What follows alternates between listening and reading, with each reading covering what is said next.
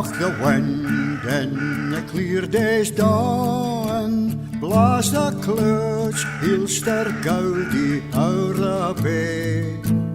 But there's meer naar a rock wind blowing through the great glen of the world today.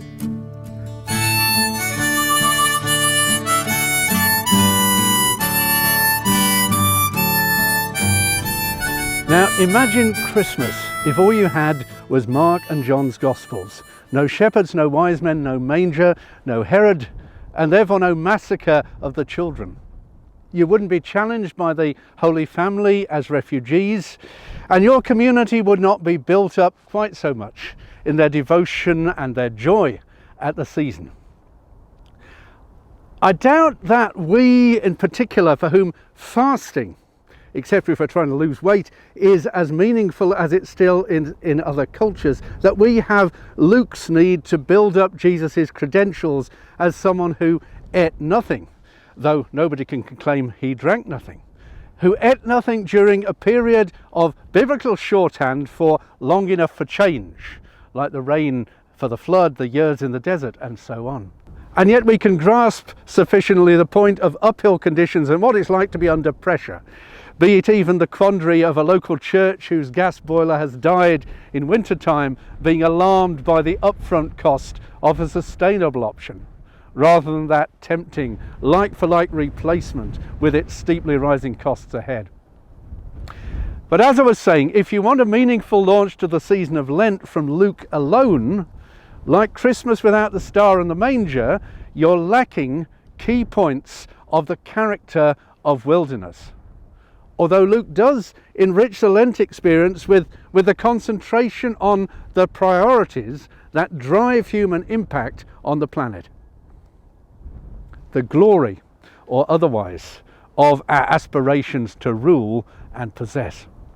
What does it mean to possess an inheritance? Certainly something rather different from just owning property, especially the property of land, the earth, the planet. Is this our planet? What do you think?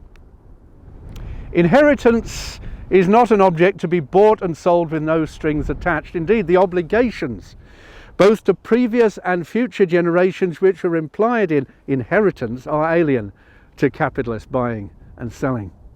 Because inheritance brings responsibility for justice in every transaction, for the results of our giving and our receiving, the results of our exclusion and welcome, whether we're remembered or not, that we are dust, and to dust we do return. Biblical jubilee, when everything is reset, is not about holding power forever. For Luke in particular, Satan's junk mail offer is not the earth, which remains God's own, but the human regimes and their aspiration to possess. And our familiarity with fraudulent trading helps us recognize Satan's offer as abusively belittling of what it concerns. Satan claims to have been given the glory of the human regimes of the world, though evades appreciation of the richness of what it means to possess inheritance. Satan says, "It's been given over to me and I give it to anyone I please." That's a sad echo of attitudes to fellow creatures which were previously encouraged by Christianity, but which, with the lead given by Pope Francis and many others, we have had the courage to leave behind. And the indigenous witness is that our fellow creatures, even those to which we relate as predators, are ours as our family is ours, and not simply that we may destroy them at our pleasure for our own ends, our own benefit or satisfaction. So much for Luke, but in a few short words, Mark frees us to value and not to waste our wilderness. Jesus was in the wilderness for 40 days being tested by Satan. He was with the wildlife and angels attended him. The value of wilderness clarifies for us in step with the impact of environmental crises.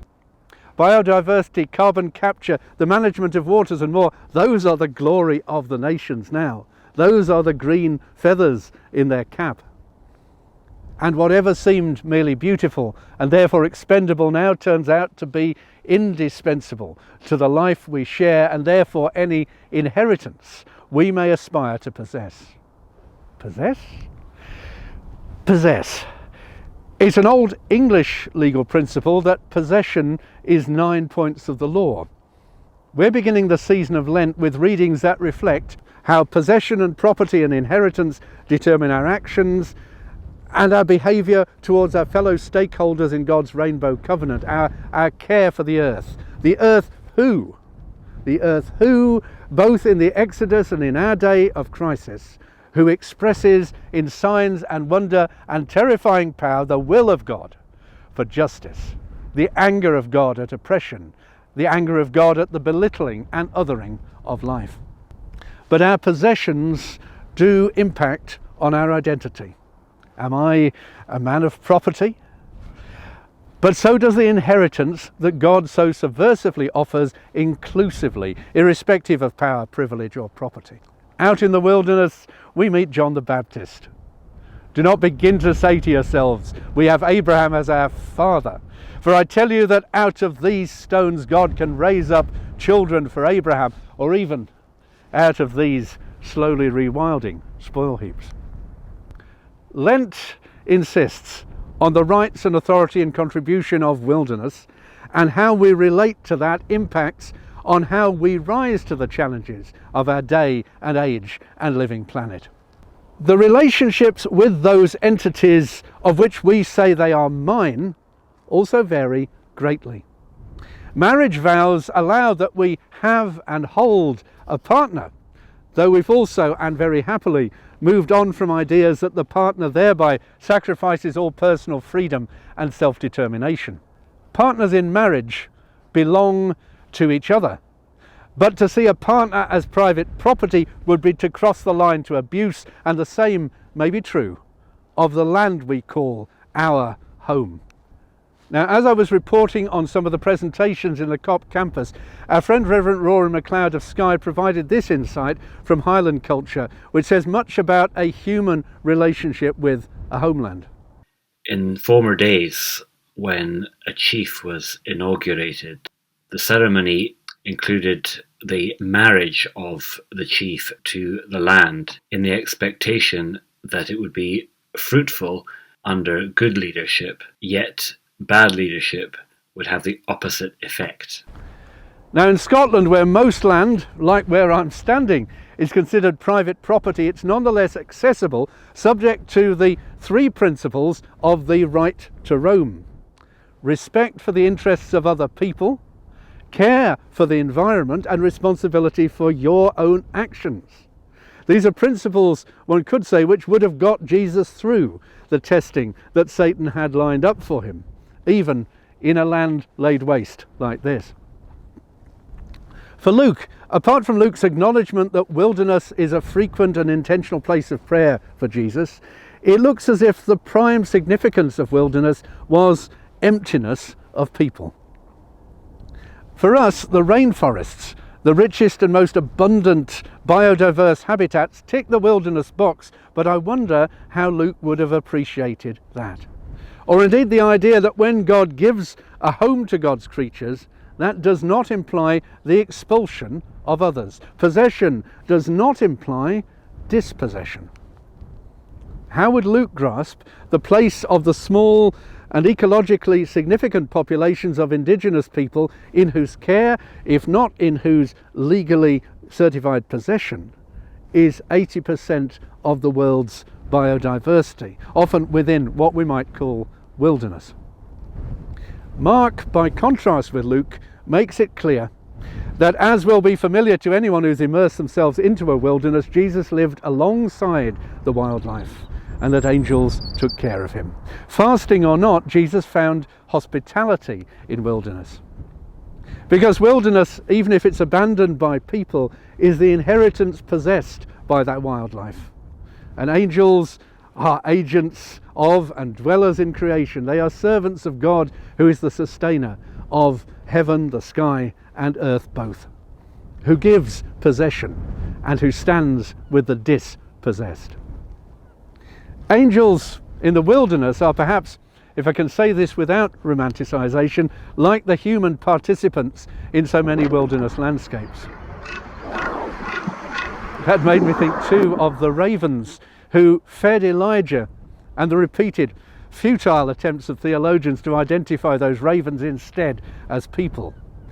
Now, if they were, then human hospitality sustains and embodies the will of God. There's nothing wrong with that.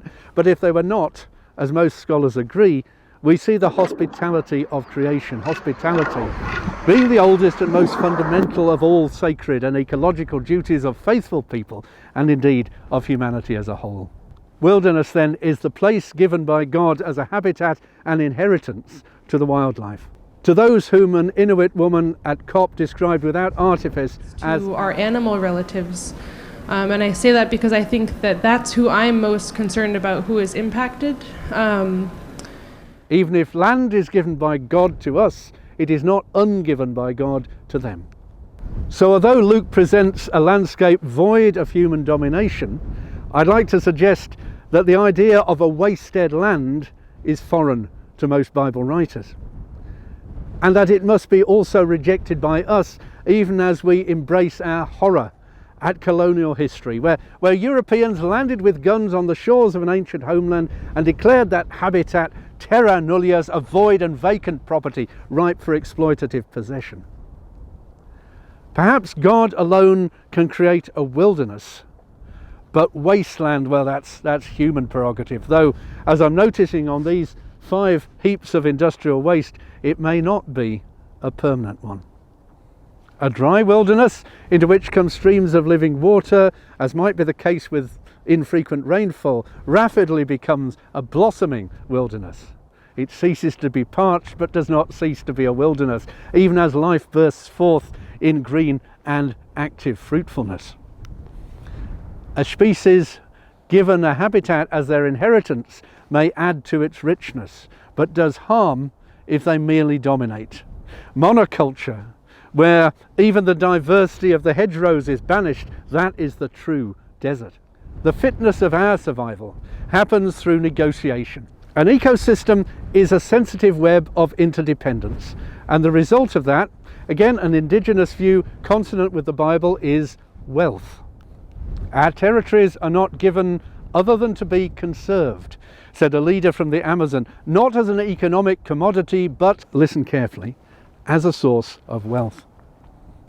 They even went so far and felt so unthreatened in doing so as to invite observers like me to see the Amazon as my wealth, also my inheritance, for which, therefore, I have responsibility. I hope we are humbled by that sort of invitation. In Deuteronomy, it's taken for granted that there will be foreigners and those in need, and that possession of the land implies taking care of their needs too. Not in any concessionary fashion, but so that they may eat and be satisfied. The result of just and careful living in the promised homeland is therefore not exclusion, but generous hospitality. And that way, and no other, lies wealth that is worth celebrating.